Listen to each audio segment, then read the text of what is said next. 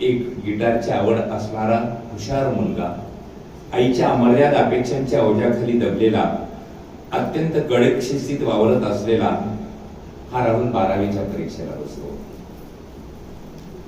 आईच्या प्रचंड अपेक्षा आहेत आणि त्यानंतर जेव्हा ही परीक्षा होते तेव्हा पहिल्या 1-2 पेपर मध्ये केवळ 2-4 मार्काची, 100 पैकी 2-4 मार्काची चूक होते आणि राहुलला प्रचंड टेन्शन येतं की आता समाज काय म्हणेल, आता लोक काय म्हणतील, आई काय म्हणेल. आणि तिसऱ्या पेपरच्या दिवशी पहाटे 5 वाजता, नेहमी तो 4 वाजता उठून पहाटे 5 वाजता जेव्हा राहुल उठत नाही तेव्हा आई त्याला उठवायला जाते आणि तेव्हा त्याचं पहिलं वाक्य जे होतं ते, यापुढची कुठलीच पेपर आणि कुठलीच परीक्षा मी देणार नाही, हा बॉम्ब गोळा तो हुशार मुलगा घरात टाकतो. आई थरारते, आईला शॉक बसतो आणि भावनेच्या भरात आई त्याला एक कानाखाली मारते आणि हातात काठी घेते आणि आई म्हणते मुलाला सकाळी 5 वाजता निरव शांतता. मी सगळ्यांना सांगून ठेवते, कुणीही मध्ये पडायचं नाही, मी बरोबर सरळ करते त्याला. शरम नाही वाटत निर्लज्जासारखं सांगायला? परीक्षेला बसणार नाही तर मग काय करणार? वडापावची गाडी टाकणार? अरे भूत चढले तुझ्या मानगुटीवर, पण मी तुझ्या अशा वागण्याने घाबरून नाही जायची. तुला काय वाटतं मला फक्त मायाच करता येते?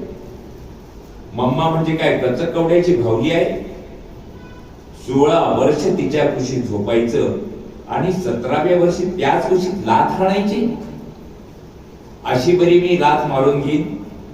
तुमच्यासाठी दिवस रात्र रक्त आटवलंय ते सहसा असं मी फुकट जाऊ द्यायचे नाही. चल उठ गुपचूप, एक शब्द बोलायचा नाही, मुकाट्याने सांगते तसं करायचं. फार ऐकून घेतलं तुझं, आता उठ. उठ म्हणते ना. नाही ऐकणार, ऐकणार नाही. आणि ती मम्मा राहुलला काठीने बेदम मारते. राहुल अत्यंत गोडगेपणाने आणि निर्लज्जपणाने तिथून निघून जातो. राहुल पुढचे पेपर तर देतच नाही, पण या तणावाचा त्याच्या वागण्यावर, वर्तणुकीवर, डोक्यावर परिणाम होतो. त्याला हळू झटके पण यायला लागतात आणि त्याचं वागणं एकदम बदलतं.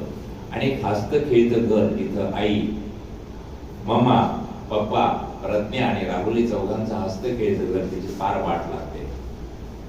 प्रसंग दुसरा, राहुलचं विचित्र वागणं वाढतच जातं. एकदा त्याचे वडील ऑफिसच्या कामाबद्दल फोनवर काहीतरी बोलत असतात आणि राहुल टीव्हीवर कुठले तरी घोड्याची रेस बघत असतो आणि रिमोट कंट्रोलने टीव्हीचा व्हॉल्यूम कमालीचा वाढवतो, ज्याने घर भरून जातं.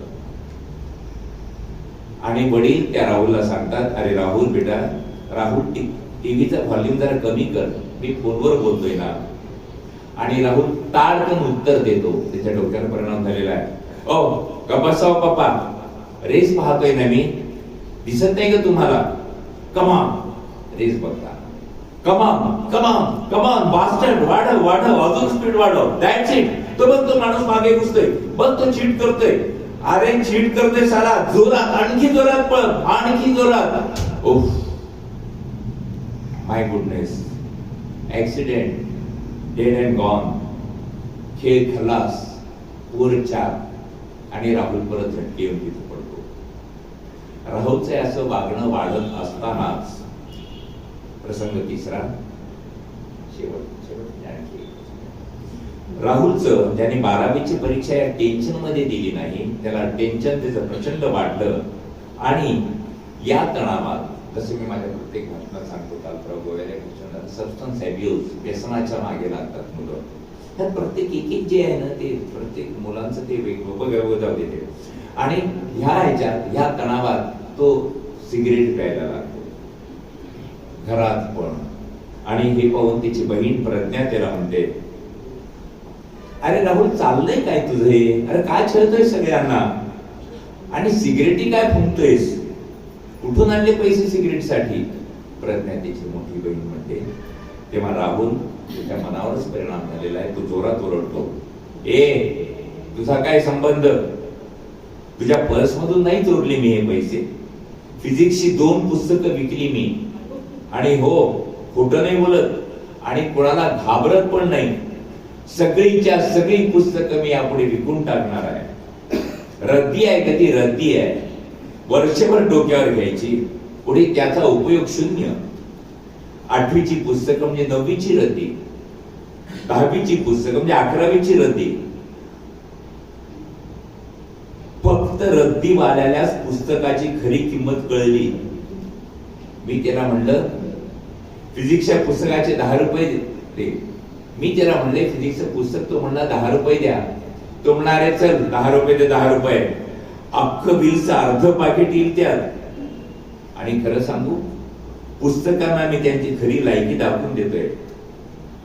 खतरनाक आहे नुसती. त्यांच्याकडे पाहिलं तरी माझ्या मेंदूतील शिर ताड ताड उडायला लागते.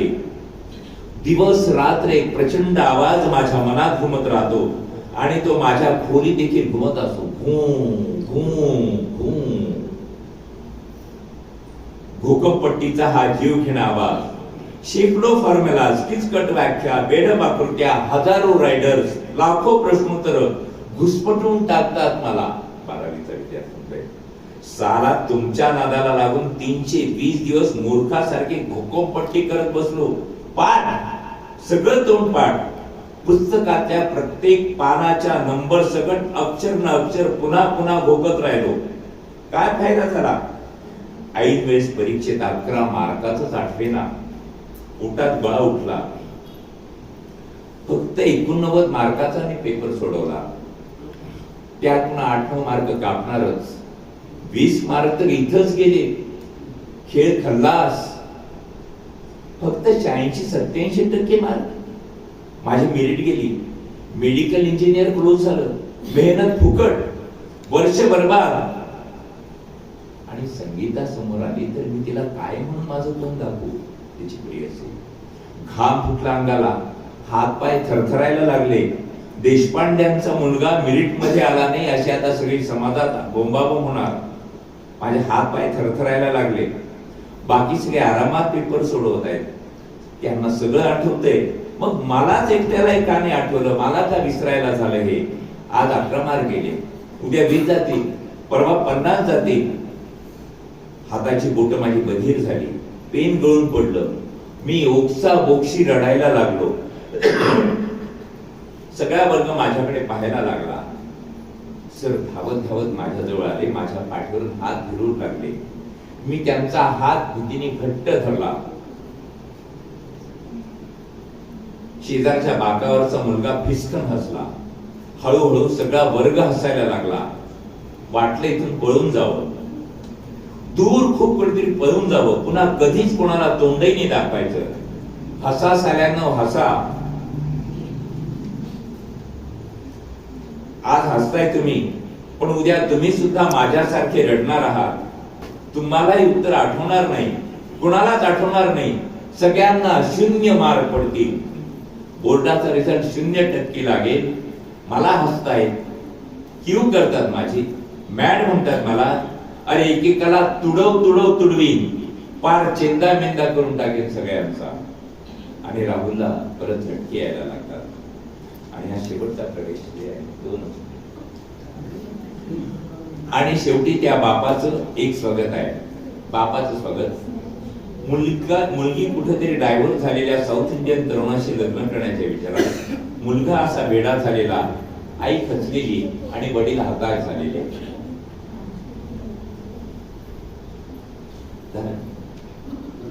माझ्या घराचं असं हे चित्र मी कधीच स्वप्नात पाहिलं नव्हतं.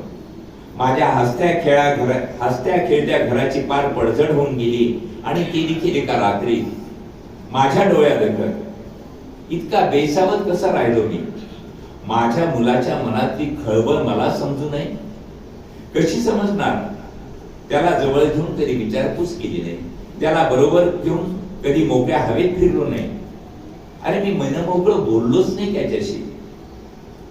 आणि त्याच्याशी बोलायला मी होतोच कुठे या घरात? वेळच नव्हता. आणि मुद्दामून कधी वेळ द्यावा वाटला नाही. वेळचं महत्वही कळलं नाही. एक भ्रम होता डोक्यात. वाटलं होतं आपल्या घरासाठीच धडपडतोय ना आपण, बायको मुलांना सुखात ठेवण्यासाठीच धडतोय ना, हेच आपलं कर्तव्य आहे. घरादाराला सुखात ठेवायचं. घराला इतकं सुख द्यायचं की त्या सुखाची गुंगी यावी सगळ्यांना. पण खरं तर गुंगी मला एकट्यालाच चढली होती. त्या गुंगीत एकट्यानंच ठरवत राहिलो, एकतर्फी विचार करत राहिलो, घराशी संवादच तुटला आणि शेवटी घरातल्या प्रत्येकालाच मी एकाकी पाडलं. कारण माझी सुखाची व्याख्याच चुकली होती. सुख इतकं एकरी असतं हे मला कधीच कळालं नाही आणि शेवटी माझा भ्रमनिरास झाला. तो अटळत होता आणि हताश होऊन तिचे वडील खाली बसला.